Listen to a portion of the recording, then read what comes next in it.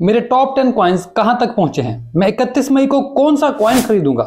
क्या मैं मई के बाद भी खरीदारी कर सकता हूं? अगर कोई कॉइन मेरी रेंज में हुआ, ऐसे में क्या होगा? क्या अब आगे कुछ भी खरीदा नहीं जा सकता? क्या टॉप 10 कॉइन मुझे वहां तक पहुंचा सकेंगे जहां मैंने सोचा है? तो भाई यही सब कुछ बताने के लिए ही तो ये वीडियो बनाई है, तो आए इस पर बात करते हैं। मैं हूं रेहान, आप देख रहे हैं crypto Baba. Let's dive deep.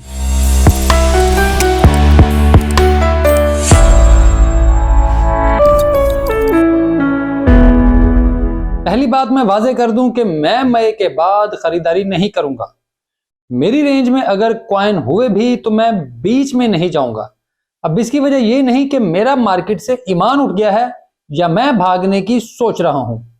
मैं फिलहाल ऐसा कुछ भी नहीं सोच रहा, लेकिन मैंने पहले कहा था कि आपके पास प्लान होना चाहिए। अच्छा बुरा कुछ भी हो सकता है, लेकिन प्लान होना चाहिए।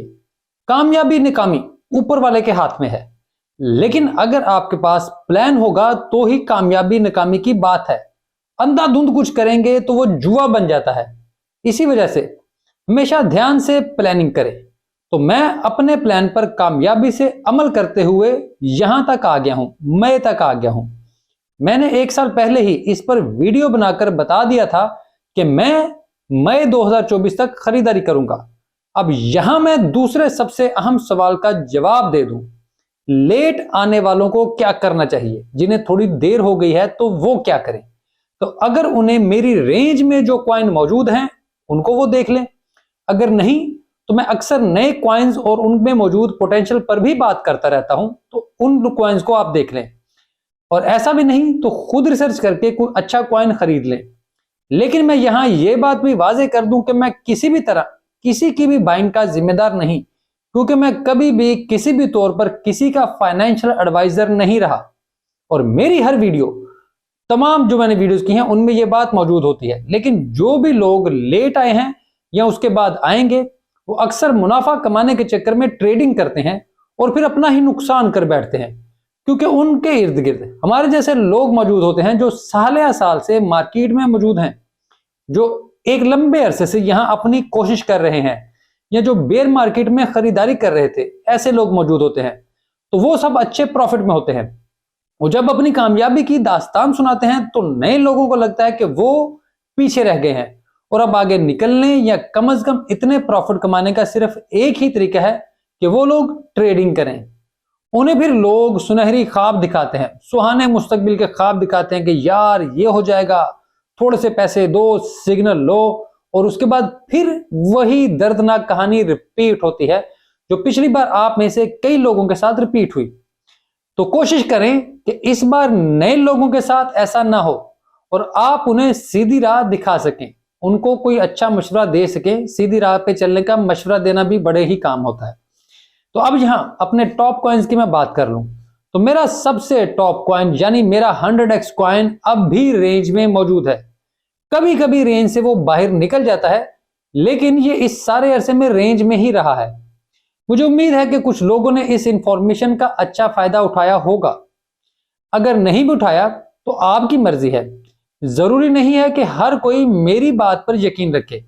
हर कोई खुद से सोच समझ सकता है, अपना जहन लड़ा सकता है। मगर खैर, मेरे नजदीक QI $0.02 में बिल्कुल बार्गेन प्राइस पर था और ये $1 पर जाएगा। जब मैंने पहली बार इस पर वीडियो बनाई थी तो उस वक्त ये 0.0059 पर था, तो उससे ये काफी ऊपर है, लेकिन अब भी ये मेरी रेंज में मौजूद है। मुझे उम्मीद है कि इसका बुल रन कमाल का होगा और ये $1 पर पहुंचकर 100x मुकम्मल करेगा। उसके बाद ये कहां जाता है ये उसकी मर्जी है, लेकिन मेरा ये टारगेट है। दूसरा कॉइन एवेक्स था, जो हाल ही में $35 से ऊपर चला गया है।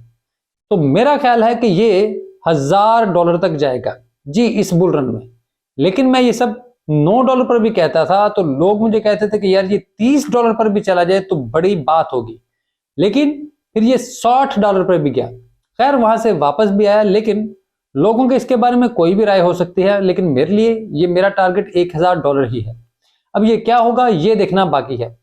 अब मुझे पागल कहें, दीवाना कहें, कुछ भी कहें, लेकिन अब देखना है कि बुल रन के एंड पर मैं गलत था या आपके ट्रेडर दोस्त जो अपने पैसे जाया कर चुके और मैं जमा कर चुका। देखते हैं कि कौन जीतता है।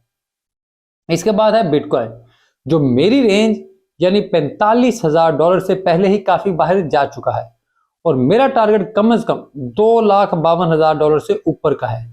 मैं पहले भी अपने टॉप कॉइन्स के टारगेट्स को कुछ आपके साथ शेयर कर चुका हूं, लेकिन बहरहाल मैं अब भी इसके बारे में काफी ऑप्टिमिस्टिक हूं और अब भी मेरा ख्याल है कि बिटकॉइन अभी बुल रन में नहीं आया और इस बार इसका बुल रन बहुत बड़ा होगा और मेरा टारगेट बहुत आसानी से अचीव हो जाएगा, जहां से मैं आराम से बाहर निकल सकूंगा, अच्छा एग्जिट दे सकूंगा, बहुत अच्छे प्रॉफिट के साथ बाइज्जत तरीके से मैं मार्केट से बाहर निकल रहा हूँगा। तो खैर, अगली बात करते हैं ओशन की। ओशन अब भी $1 से नीचे है, इसी वजह से ये मेरी रेंज में है। इसका टारगेट भी $20 से ऊपर का है, जहां मेरा ख्याल है कि इसका बुल रन शुरू होगा, क्योंकि ये भी काफी बाइज्जत टारगेट है। लेकिन इसका पिछला टॉप $3 से ऊपर का था, तो अगर ये $30 से ऊपर भी टारगेट रखा जाए तो कोई मसला नहीं है, लेकिन मैंने ये बहुत ही अच्छी रेंज में खरीदा था, तो मुझे फिलहाल $20 पर भी ये बहुत जबरदस्त प्रॉफिट दे जाएगा।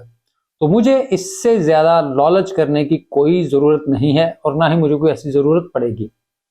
इसी तरह आप सब जैसे खुद बताते हैं, कमेंट भी करते हैं कि फ्लोकी में आप सब बहुत ऊपर हैं, तो फ्लोकी हमारी रेंज से काफी आगे निकल चुका है और आपके प्रॉफिट इसमें इस वक्त भी कम से कम 10x तो हो चुके होंगे। तो खैर, अगली बात करते हैं डॉट की। डॉट अब भी मेरे टारगेट से बहुत कम है, यानी $15 तक मैंने बाइंग करनी थी, लेकिन ये अब भी बहुत कम है। इसी वजह से इस वक्त मेरी तवज्जो इस पर और माना पर ज्यादा है, ताकि मई खत्म होने से पहले पहले मैं डॉट भी ज्यादा से ज्यादा खरीदूं और माना तो पहले ही $1.5 से काफी नीचे है, तो मैं इसे भी खरीदूं। इसी तरह वो भी $0.5 से कम है, लेकिन क्योंकि इसे भी मैं पहले ही काफी बाय कर चुका हूं, तो मैं अब इस पर ज्यादा फोकस्ड नहीं हूं। इसके बाद अगली बात करें तो आईएनजे पर मेरा यही टारगेट था कि मैं इसे मई तक जितना खरीद सका खरीदूंगा, क्योंकि मैं इसकी प्राइस के बारे में बिल्कुल ओपन था। अब देखते हैं कि मैं इस बारे में भी कितना कामयाब होता हूं। खैर, मेरा आखिरी 10 नंबर कॉइन जिसे मैंने सिर्फ और सिर्फ नजरे बद से बचने के लिए रखा हुआ है, ये है लीना। ये मेरे पास मौजूद है और शायद मैं अपनी आखिरी बाइंग इसी टोकन की करूंगा, यानी 31 मई को मैं ये टोकन खरीदूंगा। मैं हमेशा की तरह ये बता दूं कि ये बस मेरा नजर बट्टू है और इससे बढ़कर कुछ नहीं है, इसी वजह से मैं इसे खरीदूंगा। बाकी इसका किसी से कोई किसी किस्म का कुछ ताल्लुक भी नहीं है, बस मैंने ये रखा हुआ है अपने लिए।